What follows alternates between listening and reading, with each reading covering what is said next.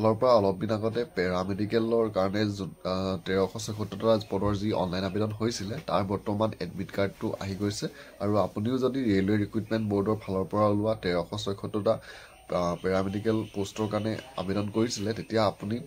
RRBৰ যোনটো official website আছে সেই ৱেবছাইটটোত গৈ আপুনি নিজৰ এডমিট কাৰ্ডটো ডাউনলোড কৰি ল'ব পাৰিব আৰু RRB পেৰামেডিকেলৰ পোষ্টৰ আপোনালোকৰ ৰিটেন এক্সামটো হ'ব 28 আৰু 30 এপ্ৰিলত আৰু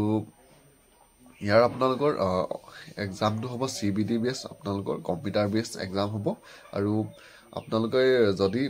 এই পোষ্টকেইটাৰ কাৰণে আবেদন কৰিছিলে তেতিয়াহ'লে নিজৰ মোবাইলতে ব্ৰাউজাৰ এটা খুলি RRBৰ যোনটো অফিচিয়েল ৱেবছাইট আপোনালোকে সেই ৱেবছাইটটোলৈ যাব লাগিব আৰু অনলাইন এপ্লাই কৰাৰ সময়ত আপুনি যোনটো এপ্লিকেশ্যন নাম্বাৰ পাইছিলে সেই এপ্লিকেশ্যন নাম্বাৰ আৰু পাছপৰ্টটো দি প্ৰথম লগ ইন কৰি ল'ব আৰু লগ ইন কৰাৰ পিছতে আপোনালোকৰ সন্মুখত আপোনাৰ যোনখন পেৰামেডিকেলৰ এডমিট কাৰ্ড হয় সেই এডমিট কাৰ্ডখন আপোনালোকে তাত দেখিবলৈ পাব আৰু তাৰ পৰাই আপোনালোকে নিজৰ এডমিট কাৰ্ডখন ডাউনলোড কৰি ল'ব পাৰিব তো এক্সাম ডেটটো হ'ল আপোনালোকৰ 28 আৰু 30 এপ্ৰিল 2025